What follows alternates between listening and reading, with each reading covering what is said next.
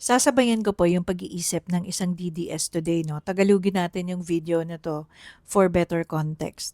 Well, today, ang dami kong work and meetings, kaya sabi ko, ay nako, hindi na lang muna ako gagawa ng video. Pero alam niyo po ba, may nag-message sa akin. Ang sabi niya, sinisira mo na ang credibility mo dahil kay BBM. Kilala ko to ha. Well, napahinto ako kasi sabi ko sa sarili ko, ano daw? Ano sinasabi niya? Alam mo, gusto ko sanang maging sarcastic, pero naisip ko, oh, mukhang DDS na naman to. Meron pang kasunod, kesyo sira na rin naman daw si BBM, nagbigay pa siya ng iba't ibang figures tulad ng 1.7 trillion na hindi ko naman alam kung saan eksaktong nanggaling o ano ba yon. Kasi wala namang maayos na paliwanag, binanggit lang. Pero eto ha, yung ilang beses ko nang sinasabi sa inyo. Talaga bang kapag may narinig kayong hindi pabor sa Duterte, automatic BBM supporter na kaagad yung battle cry nyo? O vina-validate nyo lang? 'Di ba? Ganoon na lang ba talaga kasimple yung mundo para sa inyo? Black or white lang? Hindi ba pwede na merong mga Pilipino lang na gusto ng maayos, matino at mapayapang gobyerno?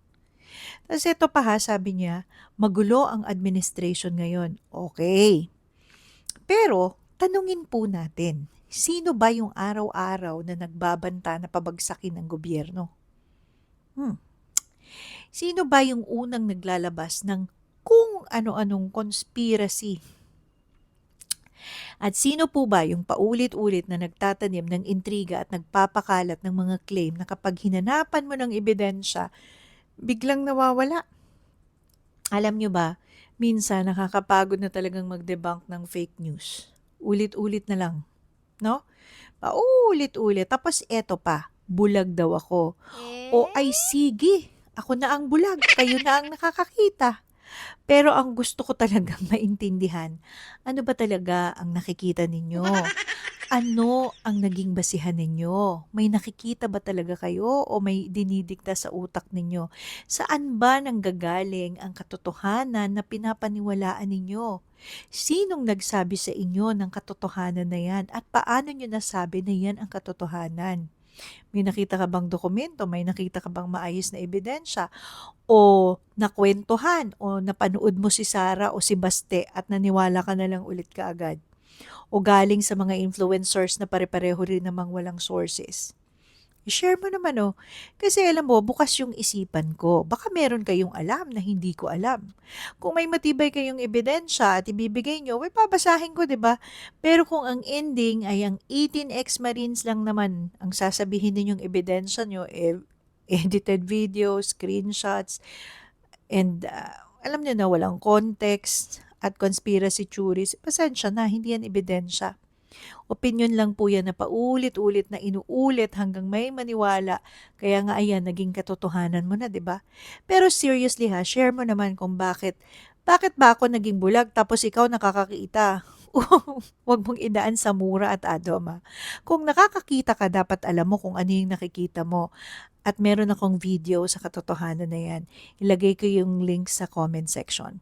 At eto po yung nakakalimutan ninyo. Kayong mga DDS, kayo naman ang nagluklok kay BBM at Sara noong 2022. Kasi ako, Leni Robredo naman yung sinuportahan ko. Hindi naman sekreto yun eh. Pero nung natapos yung election, aba, anong gusto nyong gawin ko?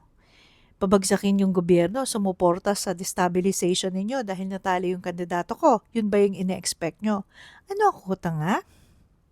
Kapag tapos na ang eleksyon, dapat tapos na rin po ang war.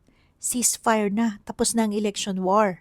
Ang laban na dapat natin para sa Pilipinas kasi kahit sino pa ang nanalo, kagustuhan dapat natin na umunlad yung bansa natin dahil dito tayo lahat nakatira. Alam niyo ba yung nakakatawa, hindi naman talaga ako fan ni BBM at hindi rin ako fan ng mga Duterte, lalo na ni Sara, no? Pero dahil sa sobrang dami ng mga pambibintang, paratang na naririnig ko, naging curious ako, nag-fact check ako. Siyempre, binasa ko yung official reports. Actually, may humingi ng link sa akin yan eh, kasi may video ako ng accomplishments and shortcomings ng administration. So, binigay ko lahat ng credible sources para mabasa niya. Well, I doubt kung binasa kasi DDS din yun eh. Nagtanong, baka hindi na naman binasa. Tiningnan ko yung mga projects ng administration. Well, doon ko nakita na may nagagawa naman pala yung administration. Hindi nga lang siya, syempre, perpekto, pero meron. hindi info ito na basta inabot sa akin, 'no. Nag-fact check ako kasi alam niyo naman hindi ako madaling mapaniwala, eh. Imagine ha, kung nagtulungan silang dalawa ni Sarah baka mas marami pa silang nagawa para sa Pilipinas ngayon. Pero magulo, 'di ba? At eto pa, paulit-ulit ninyong sinisigaw ang corruption. Well, good, dapat lang. Pero sana pareho ng standard. Hindi pwedeng corruption kapag kalaban, pero reform kapag kakampi. Pag ililitas na, sisigaw, political persecution lang yan. Hindi Yun. pwedeng magnanakaw kapag nasa kabilang side, pero tahimik kapag sarili mong tao. Hindi justice ang tawag doon, blind loyalty ang tawag doon. Maglabas kayo ng maayos na ebidensya para makita ko kung bakit ako bulag at kayo nakakakita.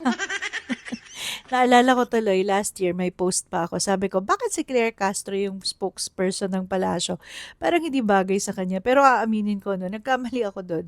Kasi ngayon naiintindihan ko na, kung mahina yung sumasagot sa napakaraming fake news at sa mga DDS, well, baka matagal nang nalunod ang publiko sa disinformation at lalong nawala ng boses man lang yung palasyo.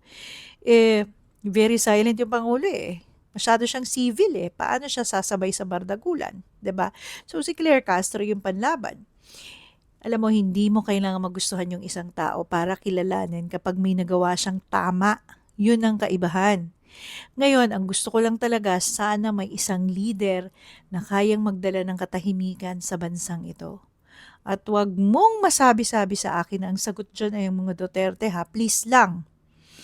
Kung may gusto akong mawala, yung kulturang bastos at pagiging walang modo ng karamihan sa mga Pilipino. We were not like this before the Dutertes. We weren't. Gusto kong mawala ang kultura ng gulo, ang kultura ng kapag, alam nyo na, yung kultura na kapag walang away, gagawa ng away, di ba? Kapag walang intriga, mag-iimbento ng intriga. Kapag walang ebidensya, uunahan ng propaganda. Kapag naiipit, gumagawa ng drama. The Philippines deserves better than endless political drama and propaganda. Huwag mong panindigan na DDS ka. Mag-isip-isip ka rin.